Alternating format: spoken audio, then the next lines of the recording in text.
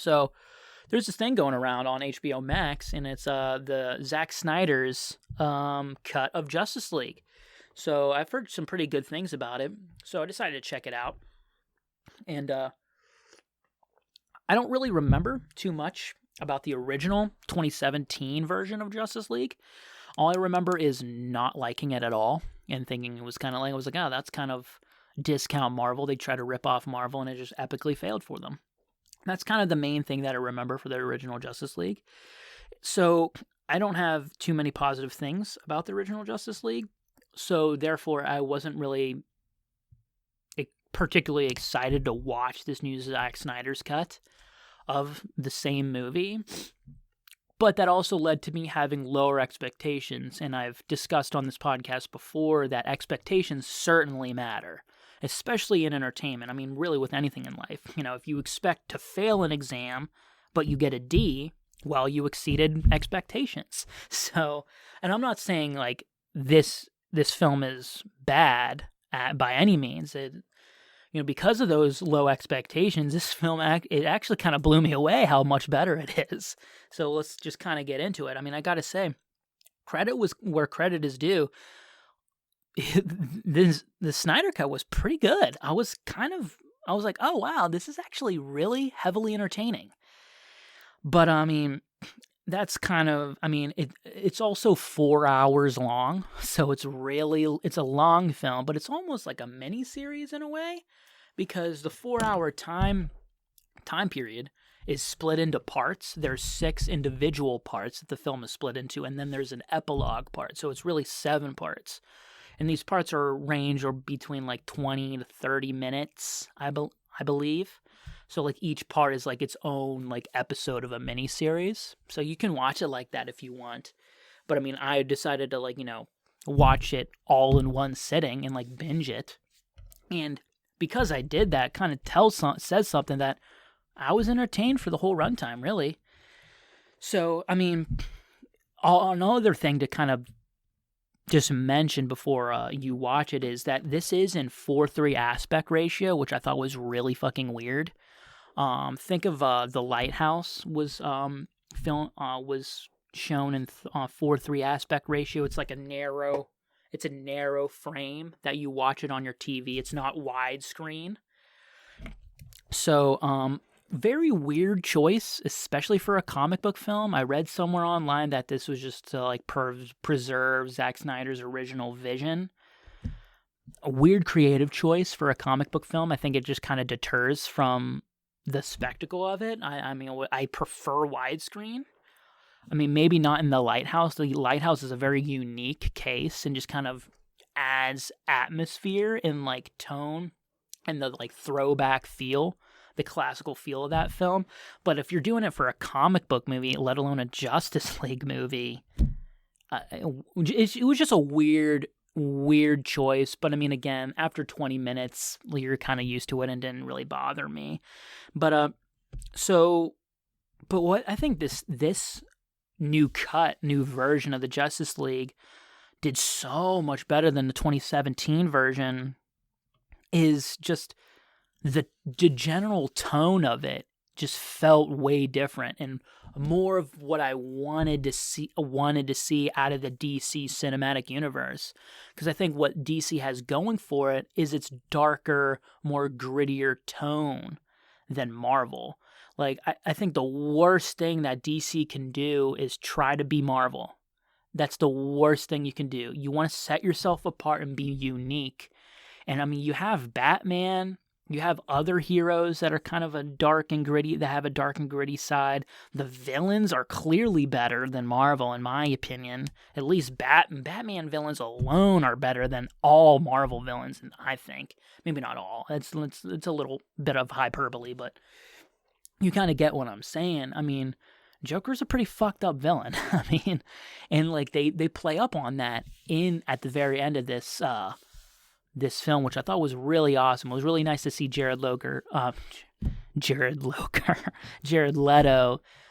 get another opportunity to kind of provide his like vision of what his Joker character was. I thought that was kind of nice because I think he got a little bit of a bad rap for Suicide Squad. That wasn't completely his fault. I mean, some of it is, but like it's still his performance, but, you know, I don't think it's his vision to put tattoos all over himself and have a grill. So, yeah, gangster Joker. But anyway, moving on. But, like, yeah, like I said, the darker tone just really enhances the DC universe, in my opinion.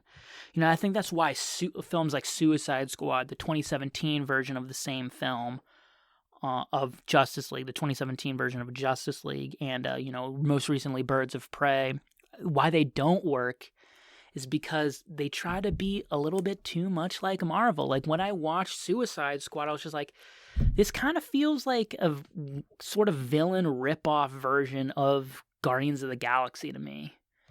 And I hated Suicide Squad. I thought Suicide Squad was bad. I mean, I think the best part about it was Margot Robbie's performance as Harley Quinn, and that was kind of it.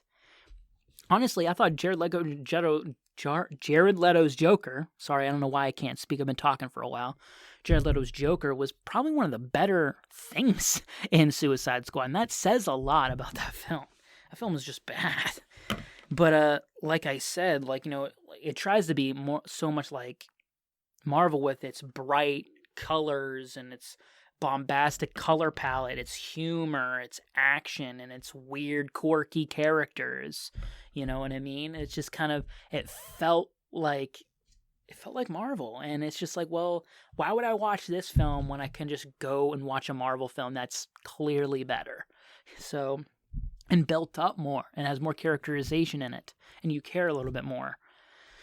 So, yeah, I just felt like DC just didn't really have a plan there, but, I mean, I'm not going to say that this new version of the Justice League is devoid of humor. I mean, you still have Ezra Miller's performance as Barry Allen, or AKA The Flash, that provides the, you know, comic relief and humor to it. I mean, it can definitely still be a little bit off-putting here and there and kind of awkward delivery, but I mean, I personally do kind of like Ezra Miller as an actor, and I think he can do those dramatic moments a lot better than comedic moments. I mean, I think he's capable of that, and not just to be like some, you know, slapstick Joker, like, type of character. Not DC's Joker, but like just kind of a jokester. That's what I'm trying to say. Like this like quippy, quick-witted type of character, which is fine. Like, I'm totally fine with that, but like, you know, in moderation, I guess this is what I'm trying to say. Which is what it is here, and it's a little bit more like that. So I thought that was kind of nice. I mean, obviously, the 4-hour time slot of this film adds a lot more characterization to the characters, which is very welcome. You know, the biggest thing that I came out of the new Snyder cut is that, oh wow, Cyborg's an actual character in this movie. Like, because in the 2017 version, he's basically just an exposition machine. I mean, he still kind of is that in this new Justice League movie, but at least it's kind of explained why he knows so much. I mean, he's also a cyborg, but at least he has some. He just has a lot more characterization in this movie than he did in 2017. That's the main thing that I kind of took away from this new Snyder cut. And every other character and other relationships felt a little bit more developed to me. That's just kind of my take on it.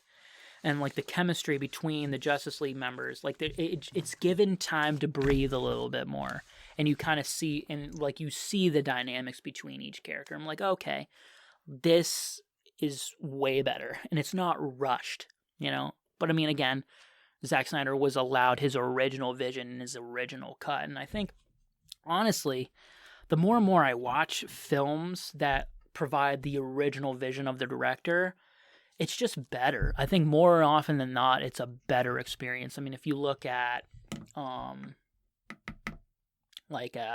Blade Runner, for example, you know, I think the director's cut, I think, is the definitive version of the original Blade Runner. You know, this film, another film that I'm going to be talking about in my next episode, is definitely heavily just straight up director's vision and no one else's. Like, the studio never got really involved with it. But I mean, partially it's the reason why they're not as successful, I guess. And it is a business, and it's the kind of the unfortunate idea concept of the industry is that, studios have to get involved, and they do heavily influence what's in the film and what's not, since they're paying the bills. So yeah, but I mean, I'm really glad to see that this version was a lot better than the 2017 version, at least for what I remember.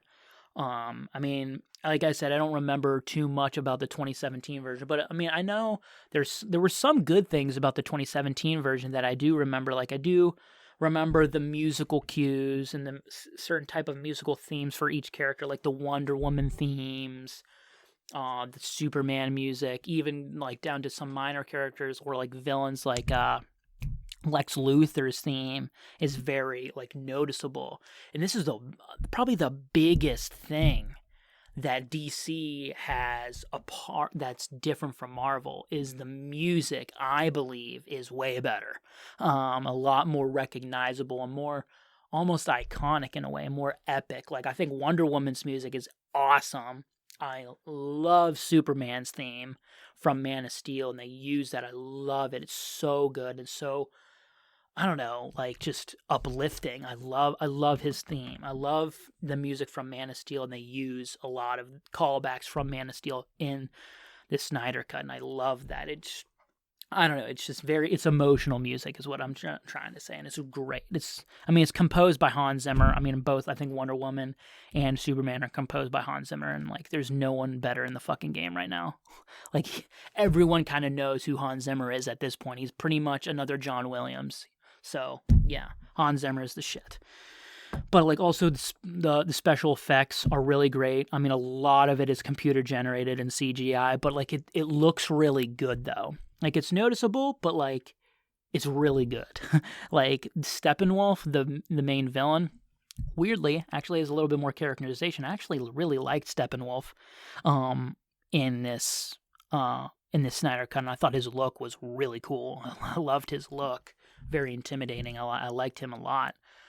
But like, he's completely computer generated in CGI, and it looked great. It looked really good. I was really surprised how good the CGI looked. I mean, again, it's a big budget comic book film, so it's going to be that way. But like I said, I mean, I actually haven't said it's not a perfect film by any means. I mean, it's not like, oh, this is a fucking masterpiece now because of Snyder's cut and it's long and it's epic and it's Justice League. I'm not going to say that. I mean, certain criticisms from the 2017 Justice League are still kind of valid here, but they're just a little bit more mitigated. And I mean, if you're not a comic book fan, like, I would still skip this. I mean, I'm almost comic book. I'm comic book movied out, to be truthfully honest. But I mean, I still checked it out. I still enjoyed it. Kind of reinvigorated me in the genre a little bit more, which I kind of enjoyed. But like I said, if you're not a comic book fan, there's no need to watch this, really. And like, this is not going to change your opinion of comic book films or anything. So yeah, I mean, it's definitely a Justice League comic book movie. So, and it's really nothing more than that. But at least it's better than the 2017 version. So, yeah. Next thing I need to do is Batman v Superman Extended Cut. I still haven't watched that, and I probably should. So maybe I might check that out next. But we'll see. I'm just really glad that Zack was able to come back after his unfortunate tragedy with his daughter, which is so sad and awful.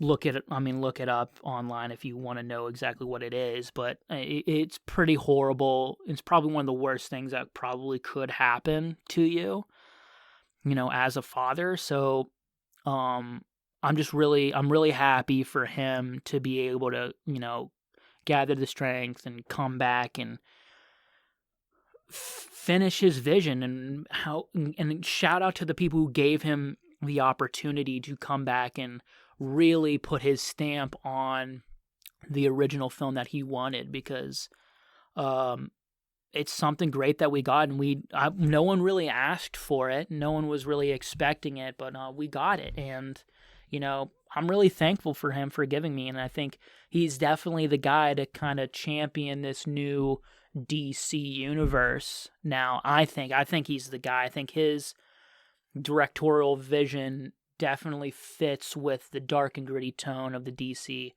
cinematic universe that I think they should go with and they should commit to. So, hello there. I hope you enjoyed that video. If you're unfamiliar with this channel, this is Nerd Out Sanctuary. I'm your host, Michael. What do I talk about, you say? Well, I talk about anything nerdy. So that's movies, video games, TV shows, comic books every once in a while. Books, maybe not. I don't know. Anything that I feel like talking about. I'm a huge nerd. I hope you're a huge nerd, and I hope we can enjoy our nerdiness together here. This is a full audio podcast available on iTunes, Spotify, Google Podcasts, the major podcast platforms. So consider going over to those and checking out the full version of this of the episode. And other past episodes, please leave me a review and subscribe on those platforms. If you don't want to do that, clipped, shorter versions of those full episodes will be posted here on YouTube. So consider subscribing and liking the videos for more to support me and future content that I will be producing in the future on nerdy stuff. So yeah, thank you, and see you on the next one.